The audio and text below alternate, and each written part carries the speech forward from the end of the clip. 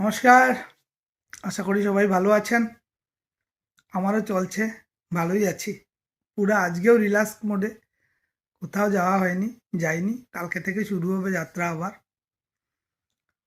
তো তাই চলে আসলাম, যথারীতি আপনাদের সাথে কিছু গল্প করি, কিছু কথা বলি, যা মনের মধ্যে আছে শেয়ার করি। তো ভালোবাসাবাসীর সম্পর্কটা কিন্তু খুব একটা কঠিন বিষয়। ওইখানে দ্বন্দ্ব আছে, মান অভিমান আছে, আবার ঈর্ষাও আছে। কিন্তু ঈর্ষা জিনিসটা বড় মারাত্মক জিনিস। তো খুব একটা মজাদার কথা বলছি আমি। আমার যে আজকে কিছু একটা ভিডিও বানানো বা গল্প করা সোশ্যাল মিডিয়াতে আসা, এটা একটা নিতান্তই ইনসিডেন্টই বলা যেতে পারে। কারণটা হচ্ছে, এখন লেখালেখির অভ্যাস প্রায় শেষ হয়ে গেছে, মানুষ লিখতেই চায় না।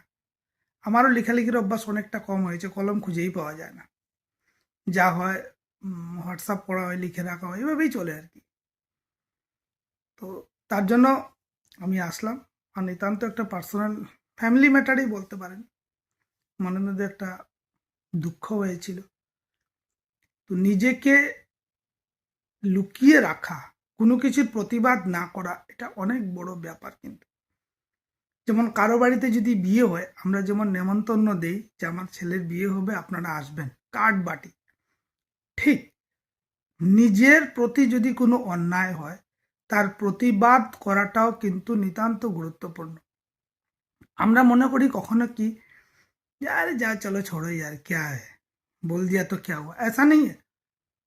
এক্সপ্রেশনটা দিতে হয় যে যে জিনিসটা আমার ভালো লাগেনি সেটা ভালো লাগেনি, যেটা ভালো লাগে সেটা ভালো লাগে, দিস দিস দ্যাট দ্যাট, নতুবা কিন্তু একটা সময় অপমানিত হতে হবে। আমি ছোটবেলায় একটা ইনসিডেন্ট বলছি। আমার ছোটবেলায় একটা বন্ধু ছিল, একটু দুষ্ট টাইপের। তা আমার ফ্যামিলিগত কোনো একটা ঘটনা ছিল। ও ছোটবেলা থেকেই ঈর্ষা করে, বিরোধিতা করে। সে এত গুরুত্ব দেয় না, আমরা সবাই এড়িয়ে চলি ওকে, আমাদের ফ্রেন্ড সার্কেল যত আছে এড়িয়ে চলি। কিন্তু সবাই কিন্তু এটা ভুল করে।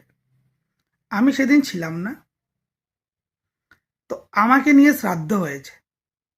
শ্রাদ্ধ মানে একদম পুরো শ্রাদ্ধ হয়েছে, পুরো ইমেজটা নষ্ট করে দেওয়া হয়েছে। যত মানুষ ছিল সবাইকে বলেছে, যা বলার তা বলেছে। সবাই তো বাজেই কমেন্ট করেছে, একজন দুজন ছিল হয়তো প্রতিবাদ করেছে, যারা আমাকে নিতান্ত জানে।